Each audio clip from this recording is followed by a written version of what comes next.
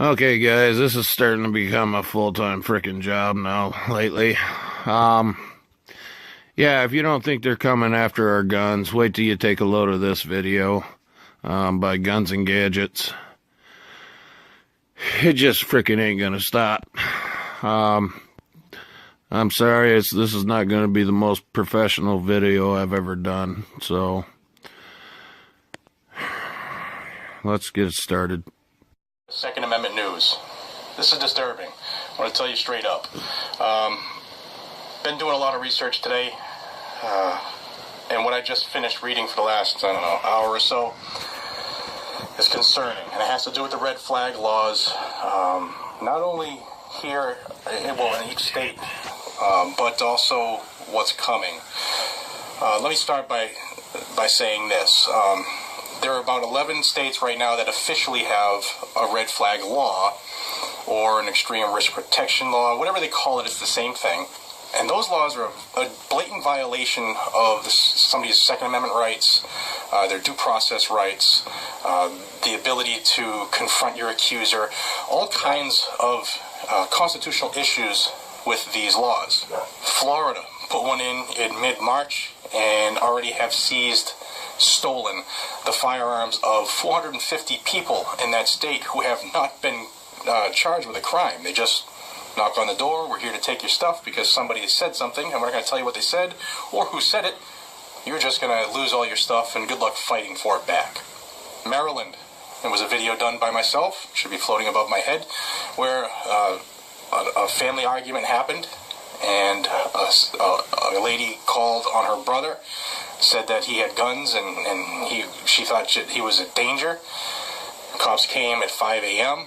Red flag order was issued by a judge, and they showed up to confiscate his weapons. He answered the door at 5 a.m. with a gun, because who knocks? I mean, who bangs the hell out of your door at 5 a.m. unless they're there for trouble, right? And long story short, he was shot and killed, refusing to give up his firearms. His sister later said that he wasn't a violent person and they didn't have to do that.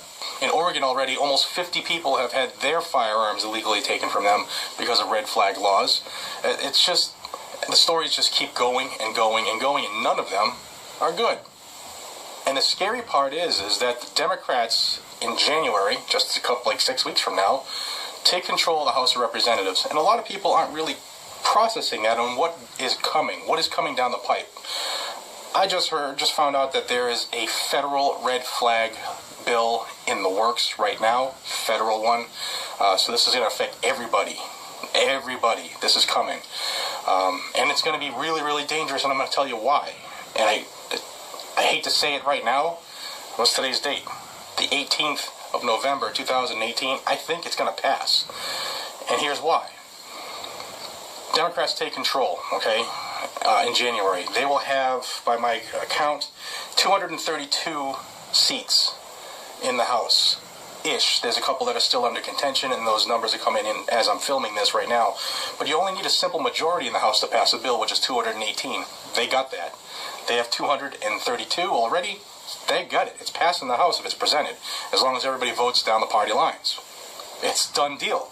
Pelosi, you've already seen that on this channel, how she's hell-bent on going after guns as soon as this next session takes over. So hold on to your frickin' seat, because it's coming, guys and gals. Now a lot of people are going to say, yeah, but the Republicans still control the Senate. In fact, we gained a seat. Let me tell you how that's going to be dangerous, okay? In the Senate, you need 60 votes to pass a bill. All right? The Democrats have 45. There's still one seat that's still in contention, but we'll just say 45, okay?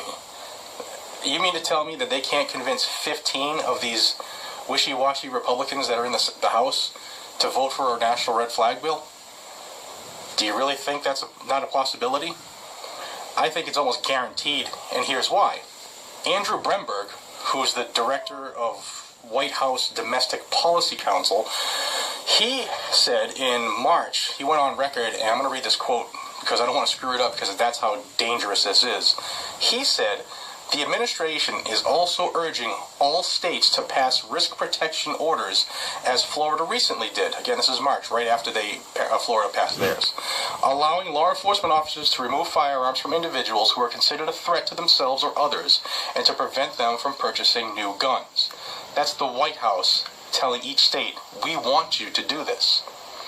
Also, don't forget President Trump's quote, to literally give families and give local law enforcement additional tools if an individual is reported to be a potential danger to themselves or others. Allow due process so that no one's rights are trampled, but the ability to go to court, obtain an order, and then collect not only the firearms, but any weapons in the possession Or of that might individual. take the firearms first and then go to court, because that's another system, because a lot of times by the time you go to court, it takes so long to go to court to get the due process procedures.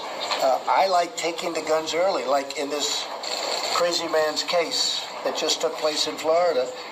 He had a lot of firearms. They saw everything. To go to court would have taken a long time. So you could do exactly what you're saying, but take the guns And they're first, using a go false through the flag process shooting. second. there you have it. That's the president talking to the vice president. Vice president saying, hey, we got to follow due process here. And the president doesn't know what he's talking about, saying, you heard it. Take the guns first. Worry about due process second. This is gonna pass, I believe. I really don't want it, but I don't see anything stopping it. That, combined with a recent Department of Homeland Security report, which says the following, and I'm going to quote this as well. Proposed imposition of firearms restrictions and weapon bans likely would attract new members into the ranks of right-wing extremist groups, as well as potentially spur some of them to begin planning and training for violence against the government. The high volume of purchases and stockpiling of weapons and ammunition by right-wing extremists in anticipation of restrictions and bans in some parts of the country continue to be a primary concern to law enforcement. Also, that same report said this. Many right-wing extremist groups perceive recent gun control legislation as a threat to their right to bear arms, and in response have increased weapons and ammunition stockpiling, as well as renewed participation in paramilitary training exercises. Such activity, combined with the heightened level of extremist paranoia, has the potential to facilitate criminal activity and violence. What was the militia? And what are they so worried about? Guys and gals, I am very concerned about this as I'm recording this, and I hope that you're seeing how serious this is and just how easy it would be for a national